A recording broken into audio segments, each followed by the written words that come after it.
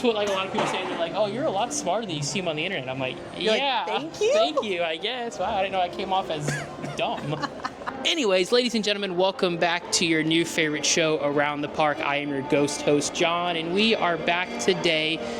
And we are with a guest who needs no introduction, but we are going to give her one anyways. If you haven't catched on who it is, you know who it is. She's an OG of the Disney community. She is a walking Disney cyclopedia. Her son is the Orange Bird. She is the queen of Dapper Day. Ladies and gentlemen, my good friend, the Dapper Danielle. I thought you were introducing the train there for a second, like the OG of the park has been here, you know. And I was like, okay. I mean, it's the same title. It's fine. But hello, everybody. Yes, I am the Dapper Danielle, also known as Danielle Kelly, and I'm so happy to be here. I am trying to talk. We are having a conversation. Excuse you. But it's okay. We love the Magic Kingdom train. It's all good. Yes. I'm happy. It was the favorite thing that they brought back when they brought it back, when the Tron construction was done. But welcome to the show. I'm so happy to have you. And guys, welcome to episode 4. We have a good friend of mine who I've got to know well through over the last few years of creating content. But we're going to go ahead and jump right into this because we are trying to beat the flag ceremony doing this. What is your name and what do you do? Well, again, I am the Dapper Danielle, and I am a full-time Disney content creator.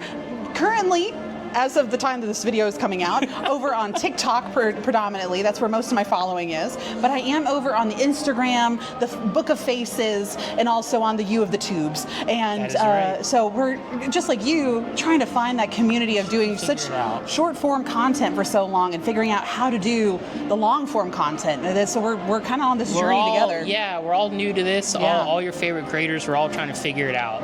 All of us, this episode's going to come out after the 19th, so it might be there, it might not. It might be there, it might not. We have no idea. Check the links below, and that's how you know. Because we're trying to figure this out, but the flag's fair to start. So hey, Danielle, let's go walk around the park. Let's go. Perfect time. Welcome.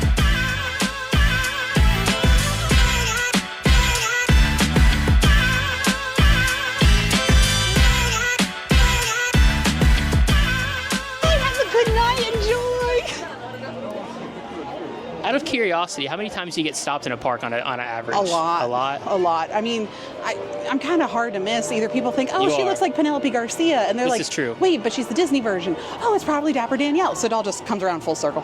That wasn't the original question, but she just got stopped like twice as we were walking down Main Street, so I just had to ask. I love it. Anyways, how did you first get introduced to the parks? Do you remember the first time you stepped foot into a park when your passion began for Disney parks? No, I do not remember because Mom and Dad, so Dapper Mom and Dad, actually honeymooned here at Disney World, and they stayed at the Contemporary Resort. They had that all-inclusive like Golden Key pass, and they got to do everything. And they grew up in West Palm Beach area, and they would come to Disney World.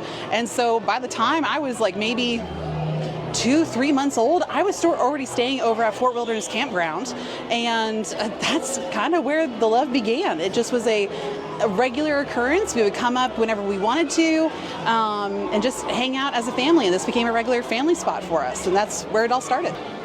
I love how they add all the details of like what's in that location. So like in the wreath right here in the ice cream parlor, they have little ice cream cone pieces here, and the pastels all match the drapes that stick here around all year. I love those little details. It's so cute. Is that our Disney fact in the middle of the day that you don't, I can't even say it. It's okay. Random Disney thing in the middle of the night that you probably don't care about, but I'm going to tell you anyway. And y'all, honestly, I could do so much just on the decor alone.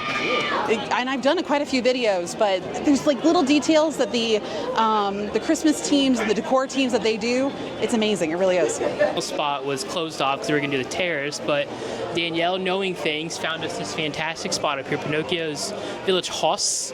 Beautiful view, beautiful view. Well, and it's so fun to come up here, like especially in the mornings. So what you can do, and what I've done before, is you go over to Friar's Nook, where they serve breakfast, and they have like tater tots and like all this other stuff. And then you can bring it back up here, and you just people watch. First thing in the morning, some characters are running around, just some really great interactions. This is Disney or Magic Kingdom property, other than the train station. It's very great spot. It's very quaint. It's very cozy. It gives very Disneyland vibes, and this is the only thing that we have like that. Nice. Yeah. because Disneyland has a lot of like second floor seating where you can look over that stuff. Or it's like very like tucked away. It's off to the side. We don't have that except for here. That's what like a lot of people say. They're like, oh, you're a lot smarter than you seem on the internet. I'm like, You're yeah, like, thank you. Thank you, I guess. Wow, I didn't know I came off as dumb. Anyway, so at one point, you were a cast member here. I was. You were a cast member. What was your favorite role? How many roles did you have? Oh gosh. I've had a lot of roles during my time here at Disney, and one of the role. Well, do you want me to just go through the list? Sure. Okay, I'll try to rattle these off quick. So I was in general recreation over at Caribbean Pop and Art, right when Art of Animation had just opened for the first couple months. Interesting. I then moved over to children's activities over at French Quarter and Riverside Port Orleans. In that role, I got a chance to work at almost every single resort on property, except for the Animal Kingdom resorts. I don't know why. Not that I have anything against them. That's disappointing, because those are like some of the best resorts on property. I mean, yeah, it's just for some reason, their staffing, I never got a chance to pick up a shift over there. So there you go. That is what it is. And then from there, I moved over to the Bippity Boppity Boutique. That was my home right there, if you did not know. We're looking at the castle right now. And I was a fairy godmother at the Bippity Boppity Boutiques as a fairy godmother in training. And I loved it. My home location, though, was in downtown Disney, then to Disney Springs. So I was part of that transition, moving them out of the World of Disney location and into the cottage. But I still picked up with shifts over here with the fairies. And so I'm very familiar with the castle as well. And then from there, I left and went into open Ever After Jewelry Company in Disney Springs. So I was part of the opening team for that. I was in that role, I also did Traditions of Our Town, which is the traditions class all cast members have to go through. Yep. But it was the one designed for our third parties over in Disney Springs. I'm gonna move that chair in case some people come walking up okay. here. You're so safety-minded. Yeah, I don't want them to trip. That's okay. I can see that going poorly. I mean, yeah. Safety begins with you. You can learn that in traditions. Yeah, exactly. Good one there. I'm so proud of you.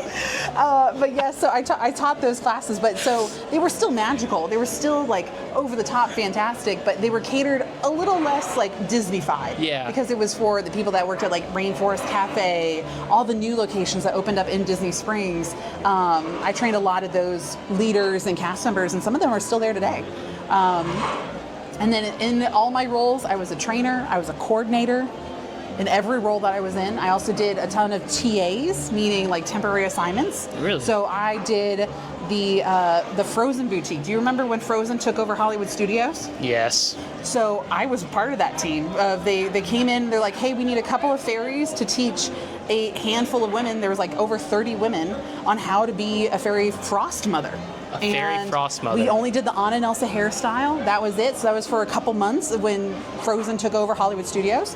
And I went back to being a fairy. And I also did POS front of house system support, which was, I was in a trailer behind Port Orleans Riverside testing out chip readers for when the chip readers came on our property. Yeah. I was the one testing it for all of Disney World, Disneyland, Alani, all the American locations, including Hilton Head and Vero Beach. Interesting. So we were figuring out how to break them. I learned very quickly that I am very good with technology, but I'm not good at communicating with people that work in technology. Oh my God. So, like, because we'd be in this little tiny room, and being a very much a people person, and why I love the internet and being so on social media is talking to people and just like communicating and being like, hey boo, how you doing? But then being in a room with some very intelligent, very smart people and very sweet, fantastic people, but they didn't like talking to me in person. So we would be in the same room, but they'd rather IM me than AIM. Literally. AOL instant message. AIM. AIM. Literally. They would send me a message. I'm like, yeah, I am right here. You can turn around and just talk to me. Like here's your coworker, here's a wall, here's Danielle. Right. Like you just like no, let me just talk to me, people. Yeah, Please. like I need man. social interaction. And so I didn't stick in that role very long. I did go back to Ever After Jewelry Company, and then the world shut down. Yeah. And then from there, I reopened. I was part of the first couple thousand cast members to return to Walt Disney World. And in Disney Springs, all the trainers were part-time. Really? They didn't come back. So I was one of 5 full-time trainers that taught everybody how to wash their hands and wear a mask. And this was for leadership, for people that were displaced from all over Disney World. But I got to meet people because it was based on seniority when people came back. I got to meet people that were part of the opening of Disney World from 1971. And it was such a cool experience. Awful circumstances, but cool experience nonetheless. So so if you don't know, I just moved here about a year ago. I came here to Magic Kingdom. One of my first experiences with a cast member when I moved here was a lady in the Emporium. This is posted on my, I'm going to try to pull it from TikTok. We don't know if TikTok's going to be still around when this is posted, but I'm going to pull that video because that's a very important video to me. But I met this cast member who worked in the Emporium, and she's been there since October 1st of 1971. That's amazing. And she's moved around a lot. Now she's like semi-retired. She retired, came back, and now she just kind of did it out of boredom. She's just seasonal, part-time. Yeah, she's like just shows up when she wants part-time. to. Probably works 2 or 3 times a month. That. She's allowed. Yeah, she can do whatever she wants. She's probably the oldest cast member here. But I always thought it was cool. Just it's very rare you meet an opening day cast member, like day ones. Super interesting. One of my favorite stories, and I know that I see this is a bad thing, you get me talking, I'll just keep going. This is what I want, though. This is what I wanted out of this. One of my favorite stories is when we reopened, because it was based off seniority again, so you had people coming in 50 years, 40 years, 45, 35 years. Now, do they give you all the option? Like, do they email you say, hey, do you want to come in? No. Or was it just like, you're coming back X date? If you want to keep your job, you have to return back. Really? But it was only for merchandise and select roles first. So, because only World of Disney opened up first. Because Disney Springs opened before the parks did, right? Exactly. Yeah. So it was for all merchandise locations, so that line of business based on seniority. Wow. So even if you had never worked in Disney Springs before, if you had never worked, if maybe a lot of these cast members have been living in the hotels, not like living, but like they've been working only in the hotels. Some of them it's been years since they stepped into a regular park. Right. And this was like you have to return back and open up World of Disney or else you won't have your job. The most hectic shop in all of Disney World. But these people that came back, you have these people with like, so I'd be teaching the class, I'd be facilitating, and when it's all done, I'd be like, if you have any questions, please come up and ask me afterwards. And I'm a delight, just saying. She is. I spent a lot of time with her over here. She's a delight. Thank you. But they would come up and they would yell at me, and I'm just like, I'm sorry, what's going on? How can I help you? And they're just like, well, my schedule is not correct. I only work mornings, and I only work no so these less people than 8 hours. whose daily schedules revolved around their work, it's like I only work this time to this time or this and this and yeah. Because it was based off of seniority. Wow. And so I'm just like, so I would very nicely be like, okay, my dear, do you see that lady over there? That's Miss Cheryl. Miss Cheryl has been here since October 1st, 1971. What year did you start? Oh, you've only been here for 40 years? Yeah. We just celebrated 50 years. She trumps you. She's going to get what she wants, not you, sweetie. So you're going to take the evening shift and she's going to get the morning shift. Oh, the COVID tea is hot. And they did not love that. So many people, they were just like, well, then I quit. I'm like, you can give me your blue ID. Because they're so used to like being in the hotel and having seniority there. Getting their shifts that they wanted, having their team, their routine. And I don't blame them because they were thrown kind of to the wolves of like, good luck, let's open up a store that you've never worked in before. Yeah. And World of Disney is its own monster, y'all. If you did not know how it operates, there's technically like two stories. All of the inventory is not behind that building. There is some, but it's all on the second floor. There's an attic. There's like all this walkway stuff that people don't know about, and it's overwhelming. It's frightening. Yeah. I didn't know that. Yeah. The joke is if you can survive World of Disney, anything in Tomorrowland or anything in Dino Land, you can survive any location in Disney World. Well, luckily for the cast members in Dino Land, this Monday the 13th, that will be no more. Oh, I mean, Dinosaur will still be there. Dinosaur will still be there. The Chester and Hester's people. You know there's some radio codes that have been created because of Dino Land? Really? I can't get into them because I don't want you to get demonetized. No. We don't. Well, we don't need people going and buying hand radios and doing this. We don't need to figure this out either. No, you'll have to tell me when we're done. The tea. I'd be curious. I'd be curious about that one. So, what inspired you to make content? Like, I know how you got into it. What was like your decision to say, like, I'm going to leave my full-time fantastic Disney job for almost 10 years, and I'm going to just dive headfirst into this. I'm going to take a leap of faith. We're going to hope this works. Honestly, a lot of it was because of my cast members. Really? So when I got started, it was when we were displaced. My jewelry store was very, very small. I was maybe in charge of like 40 people max, most of them women. And everybody was scared. Nobody knew what was happening. The CPs were told, hey, you're being shipped back home. But I still kept in contact with them. They were my babies. I love my babies. And they would tell me like, hey, like I downloaded TikTok right beforehand, but I wasn't posting on there regularly. So I started making goofy videos to send to my cast members. And one of the girls, she doesn't have a Jersey accent, but it kind of sounds like it. She's like, Danielle, you're like really smart. And you should like you taught me so much. You need to like film that and like put it out there on the TikTok, just try it. And I'm like, okay. So I kind of started testing it a little bit, but then it really kicked off when I went back to work and I was called back and I would film in the middle of the night in my car because it was just a de-stressor. Like I would do these really long shifts after training, working in location, yelling at guests to stay 6 feet apart. And I was the only one that could yell through a mask. Didn't know that was a key. I am trying to talk right now. The clock is right there. Is it really? Yeah, the little cuckoo clock's up there. Oh. Yeah, so it's on the half hour, I believe. It should be. It's 5:30. Perfect. And so I just started talking about my day, amazing guest interactions I had, what's opening, what I heard what was opening, of like, oh my goodness, my friends got called back to this location. And it started with a couple hundred, and then it jumped to a couple thousand people. And then by the time like more of Walt Disney World had opened, all of a sudden Disneyland is still closed, mind you. So we have more people traveling from California right, because we opened in March, right? And didn't land opened, what, June? July? Not even that. Way after that. It was almost in the fall by that point. Yeah.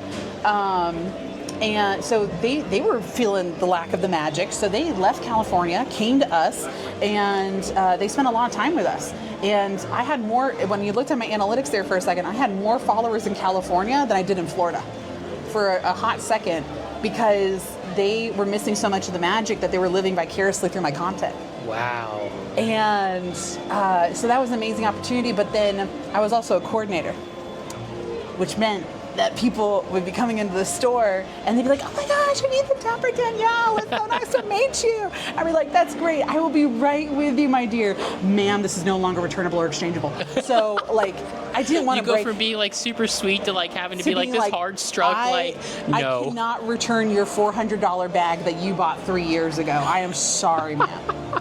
And we had a lot of that. Some people got a really ridiculous post-COVID of bringing in the stuff that they bought off eBay and they thought that they could return it. And luckily with my obscure Disney knowledge, a lot of that comes with obscure Disney knowledge about merchandise. And when bags, especially the Dooney and Burke bags, which cost a pretty penny right now. Yeah, they're pricey. Right, and people would come in with them in original packaging, and I would get calls from multiple locations in Disney Springs and like, wow. Danielle, do you know what the heck this thing is? And I'd be like, give me a second. I would look at it and like, they were just like, just use the Dapper Danielle force and just literally. And they would just be like, give Danielle the phone. And so I would talk to the guest over the phone. I'd be like, so I just saw a picture of your product that you're bringing in to return. I am so sorry, my dear. Your bag released in July of 2016. It is now 2021. We cannot return this bag. You can sell it on eBay and get a pretty penny for it, but not that I was advocating for it, but yeah, that was the deal. Wow. But anyway, I say all this to say, why to get back to the real question that you asked. It's okay. We can go off track here. But the real thing was just the connection to the community and trying to bring magic to the people that couldn't be here, I think is really what connected me to that. And I love the interaction. And that's what I loved about my jewelry store, was talking to people. Why are you here? What kind of jewelry piece can we sell you so that way you can have that tangible piece of magic to take home with you? I loved that. That was my bread and butter. And to be able to do that now in a online format where I'm still sharing my random Disney things. It might not be about Junie and Burke pattern placement, but I mean, I can do that. But so I focus on it in a different way, and it's all my history that I would teach my trainees. I'm just teaching y'all on the internet. I just think that's so interesting. I don't know why, because I think it's cool because you don't meet a lot of, I mean, there are a lot of cast members who have the passion, but there's not a lot of cast members who have the passion either to really just know, like, this is what you should do, and this is what you should take home. Remember your once-in-a-lifetime vacation. Right. Because I think a lot of people forget, like, me and you were very lucky. We're blessed to be able to come to these parks whenever we want, to come as much as we do, to have come as much as we want. But some of these people, I mean, we look out here, I guarantee you we can pick 10 people out of this crowd right now, and all 10 of them are going to be like, yeah, it's the only time we're going to come here in our life. At a pier, they just can't do it. Yeah. Like, like you said, it is. Because I was at work this morning, and now I'm just hanging out in Magic Kingdom, and we're just chatting it up. Like, I left work, came here, went home, changed, like, pet the cats, like, and now we're like, yeah, like, it's weird. It is, like, I was asked the question of what is the main difference between Disney World and Disneyland. In Disney World, truly is that location where it could be a once-in-a-lifetime experience. It is. Where Disneyland caters to the Anaheim local. So that's what I try to tell people. That's why you can't compare the parks. They are so different. That's what I try to tell people when they're like, why doesn't, Haunted Mansion get an overlay here? It's like, well, because people, this is more of a tourist-based park in reality. Disneyland's a local park. That's why there's fireworks here every night. That's why we don't get a Haunted Mansion overlay. That's why we don't have a lot of the same overlays. Yeah. Because we don't get a lot of, like, the mid-year parties they do. Like, we don't get a Star Wars night. Even though we're getting a Villains night this year at Hollywood Studios. Well, it's not a Villains night. It's a Villains show. Oh, it's a show. I thought we were getting a whole night. No, a whole nighttime after party. Are we? Let's do. I swore I saw it. Hold on. We're gonna do some research real quick. So while you're researching that, what's coming out new this summer, and it's I think it's summer, or it's gonna be beginning of August, so that end of summertime, beginning of fall time, which is basically fall for us since we start the Halloween party in August. But it's going to be a Villains show, and they just released the name of it, but it's replacing the location where the Lightning McQueen Racing Academy was, over there next to Rock and Roller Coaster, which will be getting its own Muppet overlay here very, very soon. But it's going to be some of those key villains, but they're going to be face characters, and they're going to interact with the crowd. I'm very excited for this from some friends that are working in some of these things, and they're getting hyped for it. They're getting really excited. Maybe I'm confused. I swore I saw something that there was going to be a Villains After Dark. Here is a Disney panel. There was a Villains After Dark party that took place in the exact same There is not one coming, room. But maybe, I don't know what I saw. Interesting. There's a lot of old footage that's been recirculating though on the internet. That could be what you saw. Maybe. I was like, oh, I'm going to go to that. Now I'm like, interesting. Yeah. It'll be available part of your regular park ticket. The show will be. It's going to be in the Lightning McQueen Racing Academy, which is interesting. I'm surprised that that's what's going over there. But I have a Imagineer friend who comes in the barbershop I work at. Yes. He the other day was saying that he can neither confirm or deny this, but he said that they might be testing the show there to see what works and what doesn't work for the Villains Land that is coming to Magic Kingdom. I would not be surprised. And that's kind of the idea of it. I think it's the pre-hype. It is to test and see what is the reaction, what villains are people really reciprocating with, what people and villains are they not loving, so that way they can focus on certain entertainment options that are going to be available, hopefully, here in the Magic Kingdom eventually. Hopefully in Villains Land. I guess we're on the topic of Hollywood Studios too. You're a big, next to my friend Kate Killebrew, another Disney history nerd, Yes. you are probably top 2 biggest Muppets fans that I know. Freaking love my Muppets. With yes. Muppet Vision 3D going away and it going over to, Rock and Roller Coaster being Muppet Mayhem, what are your thoughts on that one? Where are you at with that? Have you okayed, like, has the Dapper Danielle come to the conclusion that it's okay to let things go?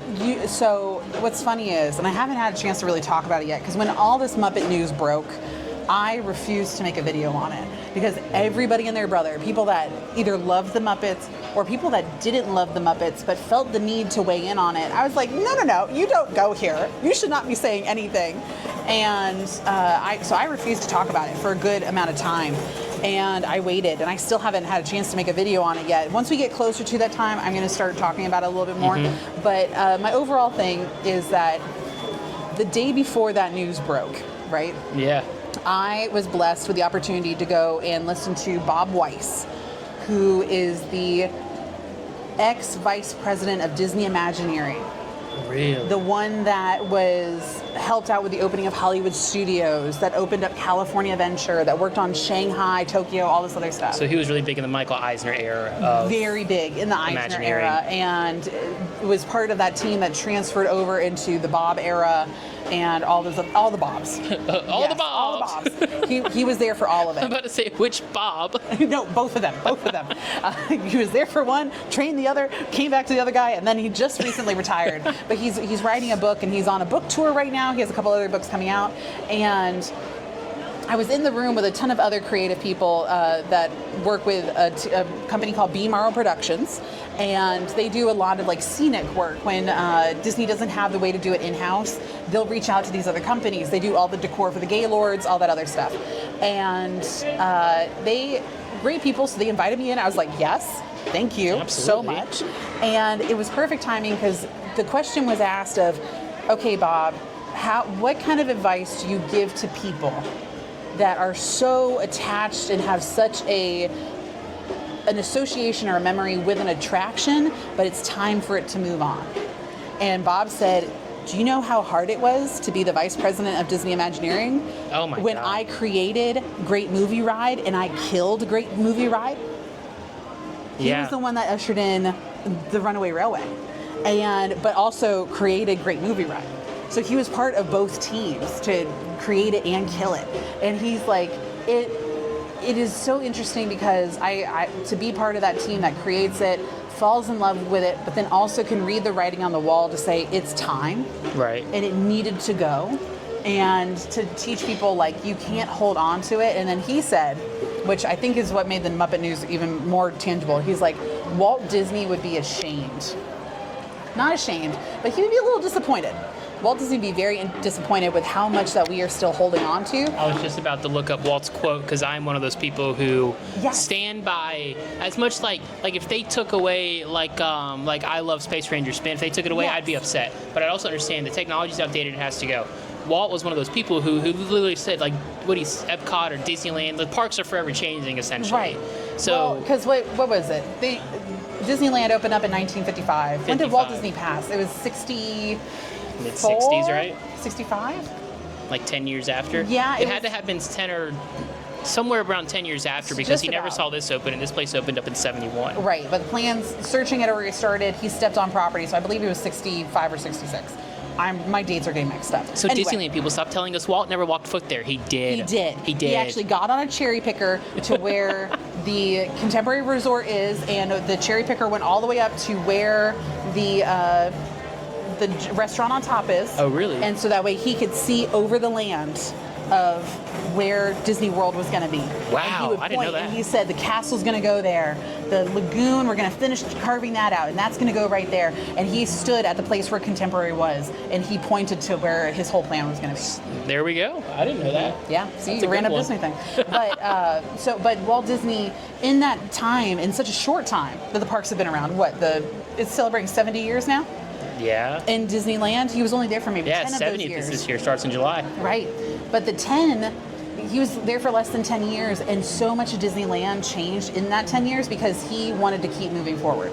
He wanted to keep changing stuff. And the fact that the park hasn't changed as much as it did in that few 10 years, I think Bob was saying how I think it's kind of disappointing, and that's why we have to let certain things go. I agree. And so it was perfect timing to hear Bob say that, really put into perspective about what's happening with Muppets, because I do love Muppets. Because you are a big Muppets fan. I'm like, a you're big huge. Muppets fan. Like you bound as Miss Piggy a lot. Only here recently. I did it beforehand, but I have done it here recently. You have. And it's great because there is so much history. This is a really big piece of history for Jim Henson, but they have come forward. Jim Henson is partnering up with Disney to salvage the video or certain things to keep it for a long time. So like archiving it and making the video accessible for other people to see, because that was Jim Henson's last work that he did. So, I mean, I saw online, I don't know how true it is. I mean, the video is digitized by now, right? It has to be. Like the Muppet Vision 3D like show is digitized. Yeah, for the most part, yes. I am trying to get my hand on one of those animatronic penguins in the orchestra, though. So if you randomly see an animatronic penguin in the living room of my apartment someday, don't ask. Don't ask questions. I'm going to have one. I'm talking to Disney Imagineering. I'm trying to get a hold of one. Because people are like, oh, they should just digitize the show and put it on Disney Plus. But I think it's so cool that Muppets is coming over Rock and Roller Coaster. I hate Rock and Roller Coaster. I don't do roller coasters. I might have to do this ride just because it's going to be the Electric Mayhem. I love the Electric Mayhem. And I'm going to say this for the record, for anybody that's watching this, I'm going to say, if we do not take the launch song, if one of the songs is not Picture That by the Electric Mayhem, because just picture this, right?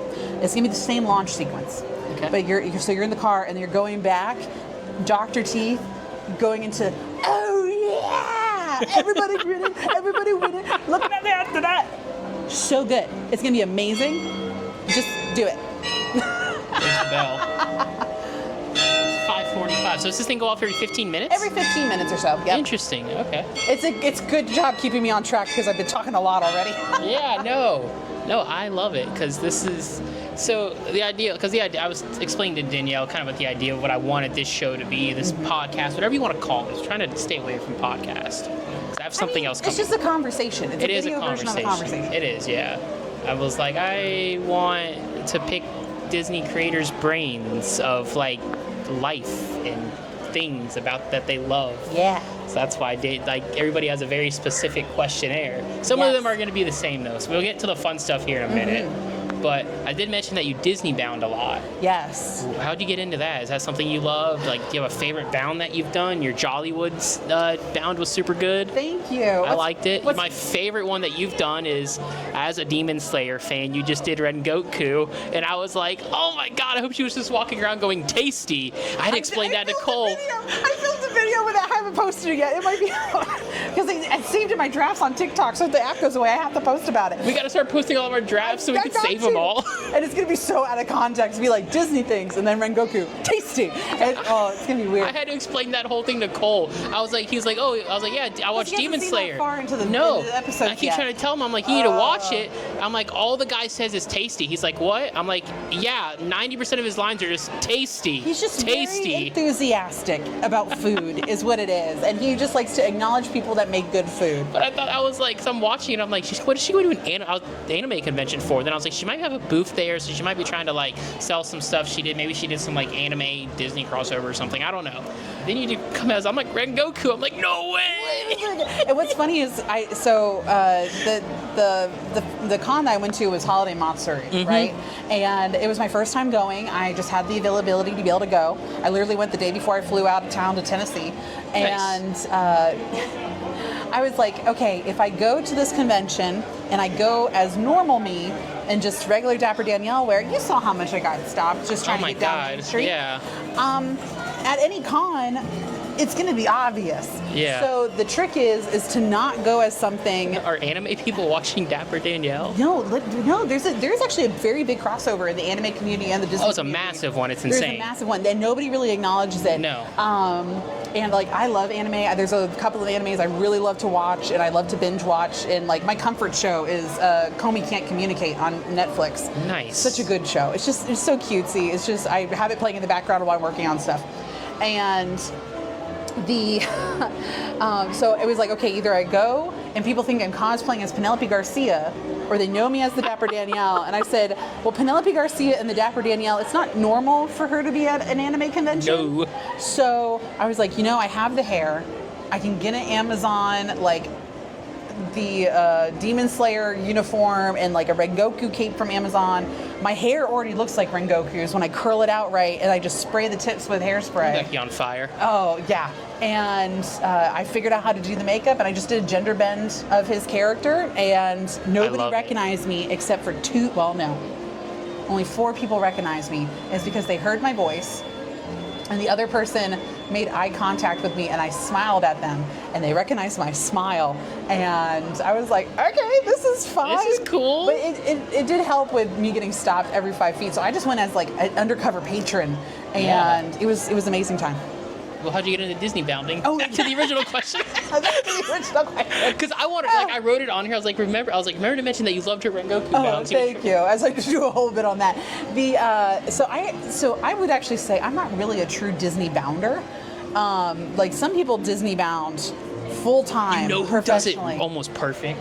Who? I don't know their actual Dear and Darling. I don't know who. Yes. I don't know their real names, but they do it perfect. They're great. What I consider Disney bounding. Yeah. For me, I only do Disney bounding every once in a while if it's a special event kind of thing, and even then I don't Disney bound that often. It's more of either a full-blown cosplay or the Disney bounds I have done are like Ghost of Christmas Present for Dapper Day. I've done, what's another Disney bound I've really done? Orange Bird. Stuff like that I've Disney bounded as. Because that's your son. Oh, yeah. But I would say I'm more dapper dressed than I am Disney bounding. Is that where the name came from? Because you're at every Dapper Day. So you're at the majority of Dapper Days. Kind of. I was really thinking about it, and I was like, okay, what is my handle going to be? And Dapper Day did kind of just flow, and I was like, okay, I'm going to be Dapper Danielle, but not just Dapper Danielle, the Dapper Danielle. And to be dapper, if you look up the Webster's dictionary version of it, to be dapper is to be neat and trim in dress and appearance. Okay. And I think that's something, when I adopted the name, I really wanted to push that and come to the Disney theme parks not looking like a hobo. Was what I really wanted to strive and what I wanted to do. You just crawled off Tom Sawyer's Island? I didn't want to be like, and there's nothing wrong with this, but I didn't want to be just wearing sweatpants and like oversized t-shirts and stuff. I wanted to wear dresses. I wanted to feel very cutesy. I've always wondered that too, because I don't think I've ever not seen you in a dress. But that's also why I stand out so much, because I'm the only one in Main Street wearing a dress today. Like I don't, unless the only time you see people in dresses is like in the morning, because they come, take their photos, very, very pretty, then they go back and they're back in their leggings and t-shirts. Exactly. So I'm really trying to, very subtly, I don't talk about it too much in my content, but very subtly, I'm trying to push the narrative of like, if you come to the Disney parks, like, dress up. It is amazing the difference of the reactions that you get from people, not just cast members, but also other guests. Like, because they think, oh, she looks really put together. Oh, you know what? Yeah, you know what? You go first. You're good. Which is so funny, because I've been trying to like not dress like a bum half the time. So I started. This isn't a bad combo. It's not. Is okay. No, this is cold. It's cold, and it's cold enough to where I can't wear a Roosevelt shirt. I started trying to wear more Roosevelt shirts. That's better. Because they're kind of dapper, and I don't like to dress up, but I like that I can wear like a Roosevelt shirt, and there's Star Wars. There's something on there. I purposely bought one because Sarah's favorite character is Gus Gus, and it has Gus Gus and Cinderella right in the middle of it. You know why Gus Gus is her favorite? Something about the boutique. Like, you were her coordinator in there, and if you didn't know that, my girlfriend's name is Sarah. This was her coordinator in the boutique. Sarah was one of my CP babies for the longest time. For the longest time. And so yes, Sarah worked as a CP at the boutique, and love her to death. And at the time, I had a really short pixie cut, right? So the long hair has only been around for a couple of years now, but I had a short pixie cut, and I wouldn't say I was able to be harsh, but in a very magical way. And I can people see would, like, 'cause Sarah's a little bit shorter than me, right? A little bit. She's short. And she is so sweet and so delightful, but then she was also helping checking people out, and they would sometimes get a little frustrated and yell at her. She doesn't know how to, she doesn't, see the thing, Sarah only has a mean bone to me because she can, because she can do like that. a hard time. Yeah. But like everybody else, she doesn't know how to, like, she's just now getting over to the point of where she can stick up for herself. Right. She didn't know how to do that 6, 8, 9 years ago. Exactly. She didn't know how to do that. So she called me and she's like, Danielle, they're yelling at me. And I'm like, it's okay. So I give her a hug and I'm like, show me where they're at. And then I would go be delightful to them. But yeah, so me and Sarah go way back. And I think it's so funny that I knew her before you knew her. I know. And it's a small world after all, y'all. And then because of TikTok, if TikTok wasn't around, me and Sarah would have never met, and I probably would have never moved to Florida. We wouldn't be dating as long as we've been. We're going on 3 years now. Wow. So, did you see she hid underneath the kitchen table with the grapes? Yes. I think she's sending a signal. You're not the first person to tell me this. Hey, I gotta look out for my girl. I got you, boo. I got you. People are like, so when you gonna propose? And I'm like, whoa. When you all Venmo me the money to buy a ring. You know, we can get a Pandora placeholder. It's fine. Hey, I've thought about it. There's some great. I'll give you the tea. It's in the works. She knows it's in the works. She knows there's something coming. She knows there's more of a reason for me to go home at the moment. Oh. So. Okay, you can just leave it on that. So we're gonna leave it at that. Next time. And she only knows because she overheard a conversation with me and my dad like a couple weeks ago, and I was like, yeah, it's probably this size, and she was like walking in the door, and I was standing on like our back porch, and I was like, hi, dang it, how's it going? How was work? Yeah. I was like, wonderful, surprise room. But I always told her, I said, you'll never know when it's coming. Okay. She'll never know. Okay. There's like 2 people who know. That's it. Okay. There's like 2 people. Okay. And even they don't even know if it's going to be that day. But that's all, like, I guess the more serious deep dive into Dapper Danielle questions. I was going to say, I went there rambling for a good while. So what else you got? We're going to get into some more fun stuff. Okay. What's your most overrated ride and snack? What I think is overrated? Yeah. Like people overhype and stuff? Yeah. It could be here, Disneyland, wherever you've been, doesn't matter. Because you've been to both parks. I'm thinking really hard because the rides that everybody else hates, I love because I don't do roller coasters. I agree. Everybody hates the Carousel of Progress. We love the Carousel of Progress on this channel. I don't know, a ride that's overhyped. It's Tron? a thinker. Tron. That's a respectable answer. Like I don't mind Tron. I think it's okay, but the people that are waiting in line for it, I don't see the hype for waiting in that long of a line for that ride. No, I remember like when they said they were bringing her, I was so excited because I'm a big fan of. I think it's in Shanghai, isn't it? Yeah. The original was Shanghai. I was like, that's gonna look so cool. It's gonna be so cool. I mean, it looks. When really I rode cool. it, I was very disappointed. I was like, this is what we just waited 4 years for? Yeah. 4.5 years for? I think if it didn't have the crazy long lines, I think it would be okay. Yeah. But because it has if you're the coming lines, here and it's about an hour wait, I'd say wait for it because any if it's coasters. less than an hour, yes. Yeah, an hour or less. And most of the time, the wait times are kind of off by about 10, 15 minutes. So you're really going to wait like 45 minutes, an hour. But the ride moves pretty quick. You got an overrated snack? Turkey legs. I think Turkey 100% legs are of people can agree overrated. on that. They're overrated. I can see that. Yeah. What's your most underrated ride and snack? Underrated? I think Country Bear Jamboree. The new version or the old version? The new version. Ooh. I like y'all, again, I loved the old version of Country Bear Jamboree. The Muppets, Country Bear Jamboree, my babies. New Country Bear Jamboree actually does a better job of acknowledging Disney history. It does a great job of referencing Disney movies, and it makes it attainable for the next generation. Like I love that. It makes it so much better. Y'all, you can go look at my videos. I will probably be doing a whole rant, a much longer YouTube video about Country Bear Jamboree because there's so many amazing details. that are so good, so good. And ironically, speaking of the Dapper Danielle YouTube, that was the next question.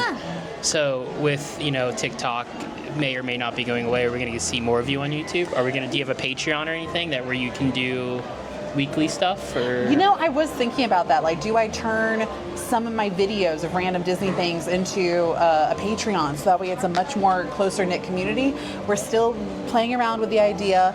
I don't have time right now to focus on a Patreon. But if the opportunity presents itself, I probably will do something like that. But I am going to be focusing a lot more, same type of content. The structure and platform is not changing over on Instagram and Facebook. But we are going to be testing out a lot more longer form content, so that way I can talk about Country Bear Jamboree, and I can take clips of the show and be like, okay, pause, and then maybe you're we going to see can green get screen Danielle pop up. I think a weekly history lesson with the Dapper Danielle over on YouTube would be interesting. The weekly Disney history lesson. There's something there. That's the hope. Or like trying to get a little more into vlogging also, because I made a vlog here recently talking about. You did. I watched it. Oh, You thank did. You did. But it was talking about cake bake and just like some really basic stuff around Epcot. And I got some really nice comments from y'all, which thank you so much, of just like, oh, you actually are talking, like peppering in a little bit of history and a little bit of stuff. And I'm like, oh, I didn't even try. I'm gonna but find thank you him. for noticing it. Yeah. Let me see if he's on here. He's over in Disneyland. Yes! Park. I was going to say, I'm sure you've Provost Park Pass. I don't know his name, but he's just Park Pass. But he kind of does similar like what you do with the whole, like your vlog. Like he does like vlogs where he'll ride around, ride some rides. But then he'll like, if he's over in Fantasyland, he'll talk about like, well, this used to be here and da-da-da. And he has some he does some really good deep dives into stuff while he's in the parks. He does some really good history pieces in there. So like definitely it is worth fantastic. So here's a fun one I have to ask everybody.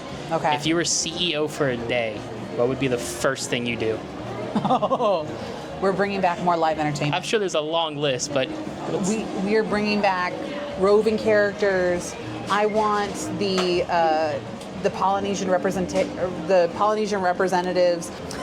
I want live entertainment back. I want the Polynesian representatives to come back to the Polynesian Resort and do the torch lightings again. That was so cool. Oh, right? That was like one of the coolest things. Right? Citizens of Hollywood, I can understand why we took them away. There's a lot of other stuff to that. And it's now 6 o'clock, by the way. I love how you're timing the video based on how many chimes we've heard. We're on 3 chimes. Wow. It's a long video. I'm so sorry for editing later. No, I don't care. That's fine. Editing's like my de-stressor after a long day. That's great. Or like even if I'm at work, and I have like an hour in between haircuts, I'll just sit down and edit videos on my phone. That's awesome. Yeah, it's wonderful. But yes, bring back. Hold on. We do have one more chime. Do we have a fourth? No, because it's going to go all the way to 7 because it's the top of the hour, or 6. There we go. We're good. But bring back more live entertainment. Bring back a trolley show. Bring back so many additional little pieces of magic that they did not make any money for the park, but they made magic for the park, and they brought people back again. I miss the citizens of Hollywood. I miss them a lot. Yes. I love Hollywood Studios a lot. I wish the park was better in a lot of ways. One more thing. I would fix my fire engine. Fix my fire engine. It wasn't in here today. It wasn't in the... It hasn't been for over 2 years. Really? I thought it's always been in there. But I was the first time I walked in there in a while because I went to go see if I could find a fire patch. Well, because the fire engine... It's not in there. No. The fire engine used to go up and down Main Street like everything else. It still does over in Disneyland. And, but here, the chassis, the frame under the bottom, it snapped during COVID because it wasn't being maintained. Oh. So in 2020, so it hasn't been out for almost 5 years now. And interesting. It's hit in the back, and it's because Disney Engineering does not want to pay for it to be fixed. All these future plans coming to the parks. What are you most excited for? Villains Land, Cars Land, Muppets doing its thing at Rock and Roller Coaster, Monsters Inc. Most excited for the changes coming to Animal Kingdom. Okay. You sad to see Dinosaur go? I am sad to see Dinosaur go, but I'm excited to see a representation of South America. I've seen some things for the new carousel that's going to be coming over there. Looks good, doesn't it? Y'all ain't ready for it. It is Looks good. Amazing details, like some great artistry pieces. I mean, I saw some concept art of the new nighttime parade coming here 2 days ago. Yes. From the actual design lighting Imagineer that's working on it. Yes. Wonderful guy, by the way. Wonderful customer. Thank you. So I'm not going to mention his name, but thank you so much. You're a great customer. Anyways, because he might not see this. Actually, he followed me on Instagram the other day. How fun was that? But they got some cool stuff for the new nighttime parade coming here this summer. So be prepared for. That is entertainment that Magic Kingdom needs, and we are so excited for it. If you love the electrical parade and you love what Magic Kingdom is, you're going to love this parade. It's gonna be great. Like the music, there's gonna be nods to all the nighttime parades. Right. But this is something totally new and original just for Disney World. And I told him, he was like, "What are you hoping for?" Before I kind of like tell you a little bit. I was like, well, I'm kind of hoping for like a Paint the Night style parade. He's like, oh, it's gonna be better than Paint the Night.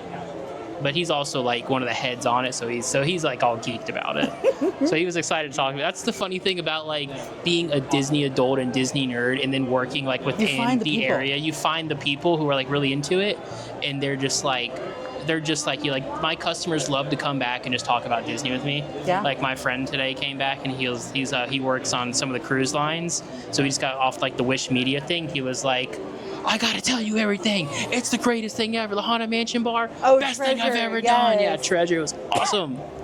But we got another good one. Okay. If you can go back in time to any Disney history moment, what would it be? It would be Any one of them. It would be the opening ceremonies that took place on October 25th, on 26th, here at Disney World. That was not the answer I was expecting. And the reason being is because that's when Julie Andrews was running around here. Amazing. But the best part is you can go back and watch this. You can see the clippings from the program. They brought in the biggest band ever. And it was led by, oh my gosh, what is his name? The guy that wrote Music Man. Don't ask me. Look it up. But it was the guy that wrote the music in the music for the Broadway show Music Man. And in the show is 76 trombones. And they played and he led in the gazebo, in a gazebo float. He was leading it and he was going backwards and he was leading the band that came out, and we're talking hundreds of thousands of people. And they had 76 trombones playing this music as it came down Main Street, and then they ended it right here. There was a giant choir that sang like When You Wish Upon a Star and stuff. Yeah, so the giant choir, the band filled up the entire circle right there of the hub. So the conductor was in the middle. They had multiple conductors on the side to direct each group. Just directing the groups. But the band was so large, it filled in the entire road from the front to the back. That's actually insane. I thought you were gonna say like opening day of Disneyland, or like maybe opening night of like Snow Dwarfs or not Snow Dwarfs, Snow White, something like that. There's some really great moments, but I think the really cool stuff was the media stuff. Yeah. Because when Disney World opened, they didn't have their media event until almost a month afterwards. Yeah. So I would rather be there for that and not the true opening of Disney World. See, but like the that would be exciting cool too. stuff. Yeah, absolutely. Oh yeah. Because I remember when I came, like the first Christmas I had here, I was so excited to see the Christmas parade. Fun fact, I didn't know the Christmas parade was filmed like a month prior to Christmas. So I was like all lined up ready, and then I get like, I got whatever the parade is now, and I was like, this is not the Christmas parade. My mom's calling me, where are you at on TV? I'm like, you're never gonna believe this. It's not the same. No, it's not. So if you can go back and ask Walt Disney one question, what would you ask him? I can go back and ask Walt Disney one question. One That's question. a hard one. It is. Because you only get one. I would ask him what, and this would probably be closer to the end of his life. So like, because he didn't get to see Disney World. Right. What is something that he wants to see that needs to come, that has to come and has to arrive here at Walt Disney World? Interesting. Okay. Like, what was the one thing, like, because he was always all these ideas, but what was something that because it was the technology of the time, or maybe it was because finances weren't available, Roy wouldn't let him spend the money on it. Like, what is something that you wholeheartedly wish could come into Disney World that you can't have anywhere else? What do you think he would have said? I think he would have said, because there was a lot of stuff he wanted to do, but obviously Roy never let him. Right. Well, and a lot of stuff did come to fruition, though. So, like, a lot of his original plans did. I don't know what it would be. I think because Walt kept changing his mind and was such a visionary and was so much looking forward to the future. So, like, even on Walt's deathbed, not to make this morbid, but on Walt's deathbed, as he's struggling with the cancer, he's not doing well. Roy's in the room with him, as well as one of the guys that helped make Walt Disney World. I want to say it was Joe, the one that the boat's named after and has a window on Main Street. He was there too. And Walt Disney is using the ceiling tiles as a map, and he is pointing at everything that was going to be in Magic Kingdom as he's dying, because he was still planning to be here for Disney World. Wow, to the day he passed. To the day he passed, and he was still making plans. He was still saying, we're going to put this here, and he's like, okay, and then that one square on the roof, this is about so many yards away, that's where the carousel is going to go, and he was planning all that out, even to the last moment. See, I didn't know that. That's incredible. So before we get into our fun rapid fire at the end here. Morbid at the end of the no. episode. So, a little sentimental question here, because we all got to know. Yes. What does Disney mean to you? What the parks, movies, I mean, everything you've seen throughout your years of being here, being a cast member, being now a Disney creator, somebody who's now been in I'm assuming invited to a couple of events. I mean, actually, no, not a lot of events, surprisingly enough, but that's because my time as a cast member. I mean, what does it mean to you to be a part of this community, to be a creator, a Disney creator? Being a Disney creator is, for me, it is a lot of talking about history, acknowledging the history, still having an emphasis and staying positive, of moving forward, and still acknowledging the past. Really being an advocate for cast members and this community of cast members, and how much Disney has affected the economy of Central Florida, and how much of Orlando and how Florida operates as a whole is around the Disney World property. I mean, they had a tourist board built just for this. There's there's 70,000 employees just in Central Florida just for Disney or something like that? More than that. We are the largest on-site employer in the entire United States. That's insane. Yes. Actually. Yeah. That's and there's wild. so many departments that are based out of here in Florida that operate all the other locations around the world. That's actually very true. I've met a lot of those people just from working within the community here in Winter Garden area. But to wrap up what you were asking, is that all of those things still focusing on community and still focusing on what is important in the everyday, is still taking the guest and acknowledging that guest, because we talked about it earlier. Some of them, this is their first and only time coming to Disney World. Yep. Is removing them from their reality and bringing them into a story, taking them into the most magical place on earth. And that's why there's no gum or newspapers sold. Well, that's why there's no newspapers, so it's not why gum isn't sold. Well, gum. That's why there's no newspapers sold anywhere on Disney property. Well, and that's why Walt wanted Seven Seas Lagoon to be there, right. Is so that way you physically left your world on the other side of the water, and the water and transportation was a physical removing you from reality to take you into the Magic Kingdom. Take you into the magic. Mm-hmm. So we're closing it out. I'm gonna get into some rapid fire. Oh no! I gotta start my watch. Oh no! But okay, I'm focused. I'm focused. It's a 30-second rapid fire questionnaire. It's pretty. I threw some little Disney history questions in there. But see, if it's dates or names, obviously based off this, I can tell you the story about it. I just can't tell you the exact date of it. If you want to watch the stories on it, just go follow Dapper Danielle on any social media at the moment. But we're going to get into it right now. So first question, what's Mickey's original name? Mortimer. Who helped Walt create Mickey? His wife. His Lily. wife? Okay. Who do you have, Roy? UB iWorks. I mean, yes, technically UBI works. First roller coaster at Disneyland. At Disneyland, Matterhorn. Yep. Favorite park. Hollywood Studios. Favorite ride. Oh gosh, favorite ride. Country Bears. Favorite snack. A good Dole Whip. All right, we're out of time. I'm gonna give you a bonus one here because I just want the people to know this because I know you know it. Okay. What secret society has the initials SEA? Oh, Society of Explorers and Adventurers. And Love the them. bonus that everybody gets. How many American flags are on Main Street?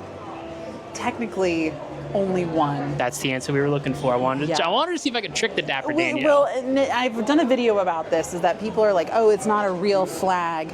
They are all real flags. They just have different meanings and different purposes. Some are missing a star, some are missing a stripe, but the only real one is the giant one on the pole. There's a lot of flag stuff that, like, oh, what's determined as like a flag that has to be removed down, all this other stuff. Yeah, I've done a whole video about it years ago, but yes. Years and years ago. All right, we moved to a different location to end the video because it just looks so beautiful right here behind the castle. The vibes. But Danielle, if you want to send us away, this is going to be it for this video. Thanks for hanging out, and until next time, night night, sleep tight, dream of churros tonight, everybody. Yes.